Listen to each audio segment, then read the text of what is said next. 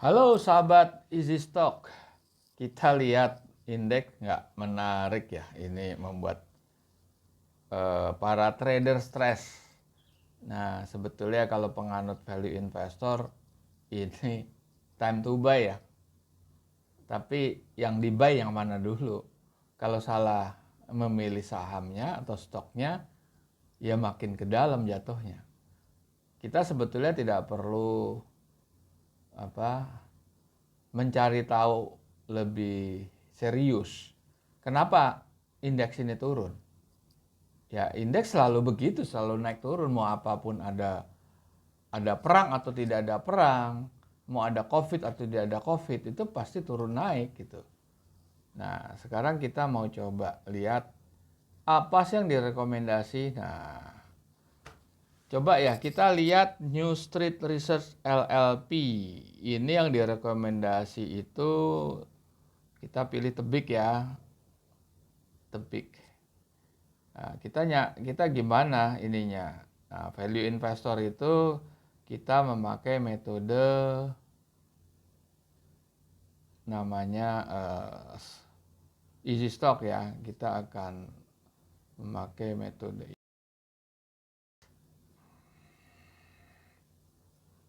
Oke, sebentar. Oke, kita pakai. Nah, inilah. Nah, easy stock ini adalah aplikasi penghitung nilai wajar. Jadi kalau misalnya Anda mau beli mobil bekas, kalau mobil bekas itu pasaran sama harga sebenarnya kan beda. Nilai realnya ya Anda lihat ban mobilnya, Anda lihat kilometernya, Anda lihat catnya orisinal atau tidak, kira-kira seperti itu. Kalau nilai wajar saham dilihat satu, profit after tax-nya, dilihat free cash flow-nya, dilihat net working capital, dilihat capital expenditure, dilihat non-recurring income sama expenses, dilihat non-performing loan-nya. Kira-kira seperti itu kan? Oke. Nah ini adalah metode yang dipakai oleh Benjamin Graham atau yang diciptakan oleh Benjamin Graham, ada pengarang buku legendaris Security Analysis dan Intelligent Investor. Tetapi alat ini yang menerjemahkan formulasi Benjamin Graham dan sudah memperoleh intellectual property right selama 50 tahun ke depan, itu tidak menjadi mutlak Anda beli pasti untung. Nggak bisa begitu. Karena market itu sangat fluktuatif. Market itu didrive sama supply and demand. Jadi paham dari value investor adalah suatu harga itu lambat laun dalam jangka panjang akan menuju kepada nilai wajarnya. Kira-kira seperti itu. Jadi kalau jangka pendek adalah permainan daripada sekelompok investor atau yang disebut bandar. Nah, pasar di Indonesia itu karena jumlah investornya yang memiliki rekening RDN atau SID itu hanya sekitar 5 juta, 6 juta, which is cuma berapa persen dari 270 juta penduduk dunia. Sedangkan di Korea Selatan yang penduduknya mungkin nggak sampai 20 juta, itu setengahnya lebih, itu adalah investor. Nah, Singapura apalagi lebih dari setengahnya. Nah, makanya kan di sini pasar Indonesia adalah pasar follower. Follower itu gampang banget dikerjain bandar. Ya artinya kita kan nggak tahu persis bandar itu beli di harga berapa. Pada saat dia time to execute, time to promote, ya dia akan menggerakkan pasukannya termasuk para analis di broker-broker ternama, di mana mereka memiliki banyak investasi di sana. Dan kalau sekelas sophisticated investor atau sekelas investor bandar itu sudah mau melakukan placement atau investasi, itu pasti karpet merah. Udah pasti disambut ownernya. Nah, pasti dia ada spesifik condition kan yang dia mau. Owner pasti akan setuju karena uang yang masuk itu bisa ratusan miliar. Dan Anda tahu kan sekali eksekusi buy and sell itu berapa persen, meskipun kecil persentasenya, 0, sekian persen. Tetapi kalau dalam jumlah ratusan miliar atau bahkan triliun, itu luar biasa besarnya. Nah, makanya mereka adalah prime customer. Oke, sekarang kalau filosofinya value investor adalah buy low, sell high. Tetapi high-nya seberapa? Itu kan masing-masing persepsi. 10% dianggap high. Atau 200% baru dianggap high. Beda-beda kan? Tetapi gini, kalau semua barang bagus semua dijualin dengan margin cuma 5% atau di bawah 10%, kecuali Anda quit dari stock market, Anda nggak masuk lagi di situ. Itu fine aja. Tapi kalau Anda reinvest lagi, hasil selling Anda, belum tentu Anda dapat saham yang katakan gini, Anda beli suatu saham, Adaro misalnya, dia punya potensi 200%. Tapi Anda baru berjual udah 10%. Anda pasti cari saham yang lain. Saham aneka tambang yang misalnya potensi upside-nya itu cuma 20%. Nah, disitulah. Makanya di sini buy low, sell high itu tergantung berapa, how much higher gitu. Nah, kalau pendapatnya trader chartis atau pemain technical itu adalah buy high, sell a little bit higher. Dia nggak akan bisa untung besar tuh nggak akan mungkin. Cuma frekuensi aja. Jadi para technical analis, penganut chartis itu adalah periuk nasinya para broker. Karena mereka melakukan tradingnya itu sangat-sangat intensif. Bahkan daily trader. Nah, itu adalah kegemarannya mereka.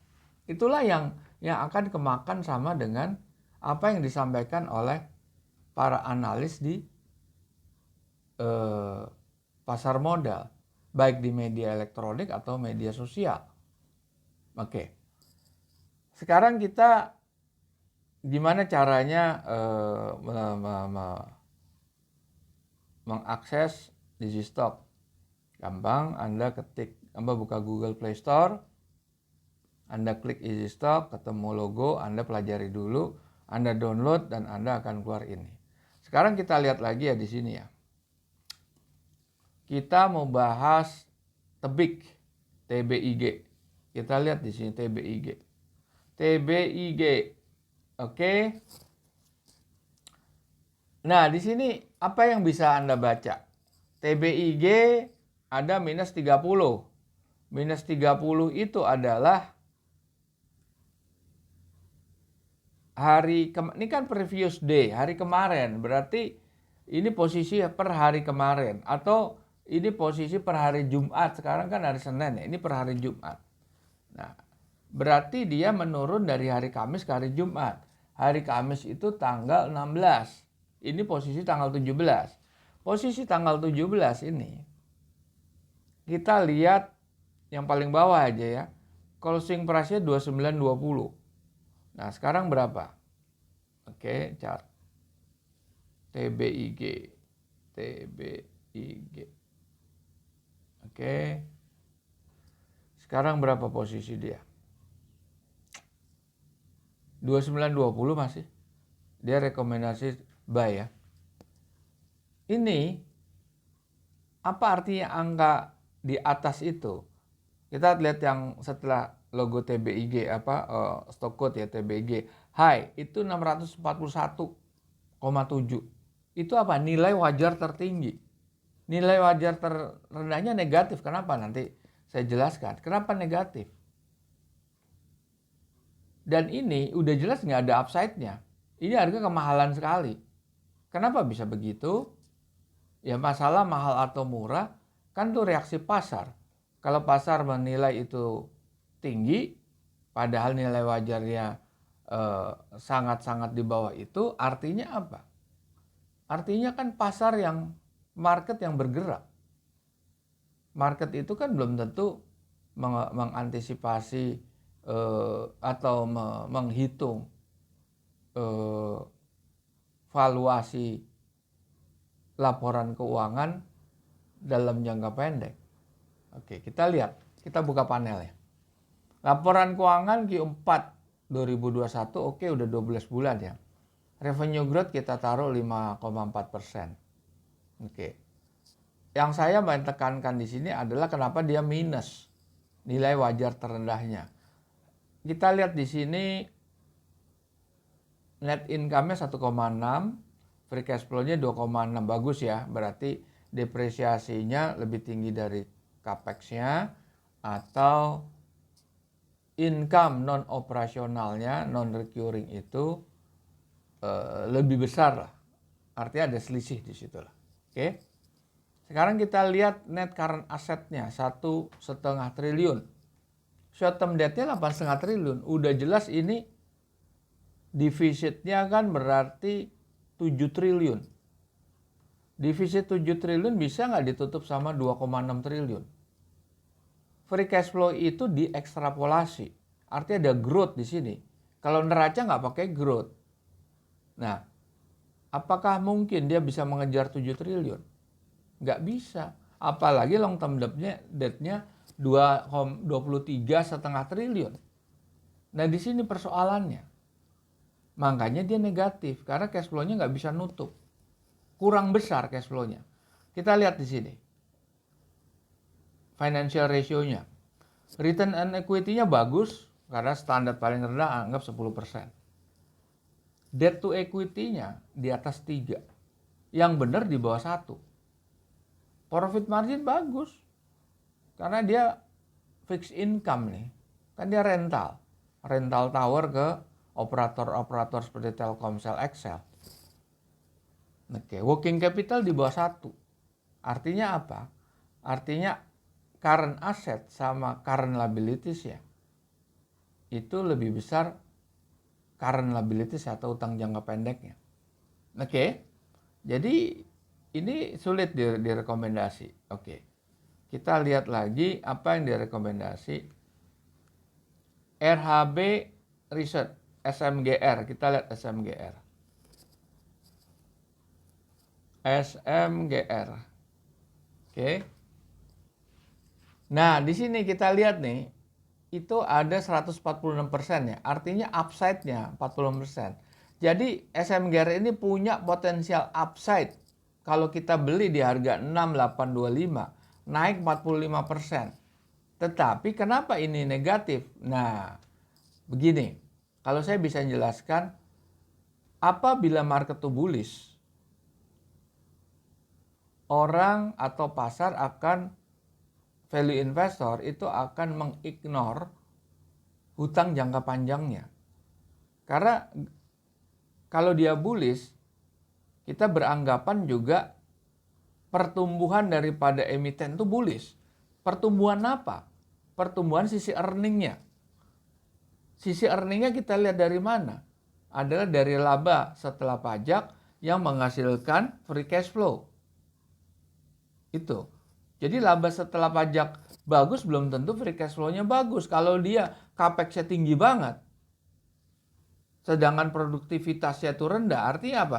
Dia invest capex 1 triliun, tapi produktivitasnya rendah. Yang bagus itu capex 1 triliun menghasilkan 1,2 triliun. Itu luar biasa. Ada perusahaan seperti itu. Ada beberapa dan itu ada di perusahaan finansial. Oke, yang memang agak sulit memvaluasi perusahaan finansial. Oke, kita buka ini panelnya. Q4 2021. Oke. Growth-nya 6% wajar lah. Nah, ini net current assetnya 14,3. Short term debt-nya itu 14,2. Berarti ada surplus net working capital itu sekitar 100 miliaran. Oke. Sedangkan long term debt-nya itu 35 triliun. Berat sekali kan? Apakah free cash flow yang 5 triliun itu bisa nutup itu? Makanya hasilnya negatif. Tetapi karena dia bisa nutup utang jangka pendek, ini masih punya upside. Intrinsic value tertingginya 9.900. Harganya 68. Ini masih punya potensi nih naik. Sekarang kita lihat. Return equity di bawah standar, marginnya kecil sekali. Nah, Anda pertimbangkan ini. Oke, kita lihat saham apa lagi. Cipta Dana itu bilang PTBA. Oke, PTBA di sini. PTBA, batubara ya. Kita lihat batubara seperti apa. Nah, coal. Coal belum growing ya. Commodity, coal. Masih standstill ya, sideways aja. Palm oil turun dan lain sebagainya. Oke. PTBA 239%, sama 217%. Ini upside-nya. Artinya upside-nya 2 kali lipat. Kenapa bisa begitu? Ya artinya market belum merespon terhadap harga. Ini laporan keuangan udah yang terkini ya, Q1 2022. Oke. Kita lihat financial. Return equity itu 8,7%. Tapi ini kan 3 bulan. Kali 4. Berarti apa? 8 kali 4, 32% lebih pasti kan? Bagus return equity-nya. Profit margin 28%, bagus. Debt equity-nya di bawah 1, bagus. Working capital tapi market belum respon di sini. Dengan kondisi fundamental yang kuat, dan ini Anda bisa lihat periode-periode sebelumnya, apakah fundamentalnya tidak atau steady, fundamentalnya itu tetap stabil. Kalau stabil, ini secara jangka panjang nanti akan menyentuh nilai wajarnya. Oke, kita lihat lagi apa? Henan Putiral, PMMP itu kalau nggak salah saham yang diributin ya. Sahamnya Gibran, anaknya Jokowi. Oke, kita lihat di sini. Upside-nya 2 kali lipat loh dia. Dia memang kalau di sini kan kita menghitung laporan keuangan. Kalau ada trik akuntansi kita masih bisa mengcover. Tapi kalau trik akuntansi itu berbentuk ketidakjujuran, ini kita nggak bisa cover itu. Tapi kalau sepanjang itu tertera di dalam laporan keuangan, tercatat di situ, kita akan tahu. Karena perhitungan kita, Anda tinggal terima aja, kita sudah sampai ke situ. Ada pendapatan atau expenses yang nggak wajar, kita tahu, kita udah langsung melakukan perhitungan sesuai dengan ketidakwajaran itu. Oke, kita lihat Q4. Oke, ini jelas market itu belum merespon ya, karena di sini kan market sekitar 400, nilai wajarnya sekitar 800, berarti 2 kali lipat. Return on equity-nya di atas standar sedikit ya, 12-13%. Tapi oke. Profit marginnya dia rendah. Artinya berisiko nih. Apakah nilai wajar ini tidak direspon karena market belum aware? Belum tentu. Karena market melihat ini. Dia secara produktivitasnya rendah. Cuma 5,3%. Debt equity-nya gede, hampir mencapai 3 kali. Nah ini yang jadi pertimbangan market. Karena di market itu semuanya bukan chartis. Memang bisa jadi 90% tuh chartis, 10% yang hitung. Jadi 90% itu akan dikerjain sama yang 10%. Yang 10% itu bandar. Semua bandar itu pakai value investor. Metodenya value investing. Oke. Kita lihat lagi Cipta Dana itu ITMG. Oke, kita lihat lagi. Perusahaan batubara lagi. Oke, nah ini juga kita lihat upside-nya 2,5 kali. Kita buka. Kita kasih growth cuma 1,7%. Tapi memang dia punya upside tinggi sekali. Ini market kan belum bereaksi. Belum bereaksi secara full. Nah, coba kita lihat return on equity 40%, bagus. Debt equity di bawah 1 bagus. Profit marginnya 23%, makanya direkomendasi untuk rekomendasi buy. Tapi untuk mencapai harga yang nilai wajar ya Anda harus pasang dalam jangka panjang. Kalau Anda udah puas dengan untuk 10%, ya itu welcome aja sih, nggak ada masalah. Tetapi Anda akan miss big opportunity. Anda akan miss huge profit in the coming day. Apa? Bisa mencapai 2 kali lipat. Kapan? Saya nggak tahu. Ini dibutuhkan keyakinan dan kesabaran. Memang yang kalau di sini kalau investor tanggung ya nggak bisa, harganya mahal 31.800. Kalau Anda punya uang 100 juta ya stuck di sini. Kalau market lagi berbalik ya Anda harus sabar di situ. Oke, kita lihat lagi saham RHB Research. INTP. Kita lihat INTP seperti apa. INTP Semen. Indosemen. Nggak ada upside. Downside-nya 8-14%. Harga udah ketinggian di sini. Oke. Nah, di sini wah, masa growth-nya cuma 1%, Pak? Nah, oke, nanti kita lihat dulu ya. Kita lihat ini dulu ya. Return on equity-nya mendekati standar. Debt equity-nya bagus, profit margin-nya so-so ya, 12% untuk barang komoditi mungkin masih oke. Kita lihat nah gini. Kalau Anda nggak puas, ini kan yang kita yang buat ya. 1% itu Anda nggak setuju, fine, nggak setuju. Anda bisa memakai fitur member, premium member, yaitu Anda bisa dapat forecast simulator, best stock selection, sama menghitung harga IPO. Kita lihat forecast simulator di sini. Anda maunya 5%. Kita lihat. Langsung kan ada upside. Upside-nya paling rendah itu adalah sekitar 400 perak. Lebih. Katakan 500 kurang. 500 dibagi 10.000 aja udah berapa itu? 500 bagi 10.000, 5/10 ya, setengah. 5% lah. Upside-nya 5% yang terendah.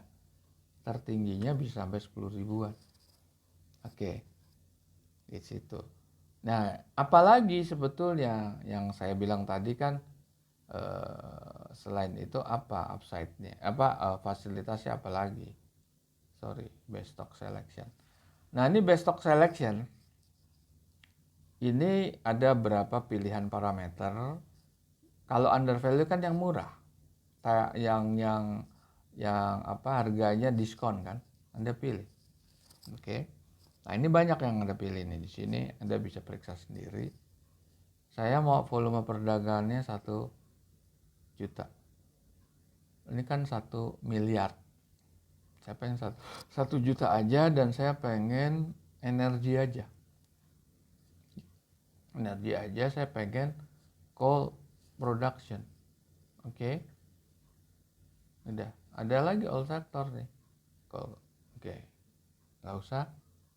kita pakai ini aja, apply filter. Ini perusahaan-perusahaan yang kita pilih, Indika, Bos, Adaro, ITMG, PTB, ABC. Oke. Nah, fasilitas lainnya yang ada yang kita sebut, kita harus masuk ke depan, itu True Value IPO. Nah, Anda bisa menghitung Hilcon di sini. Oke, para pemirsa, kita jumpa lagi dalam kesempatan.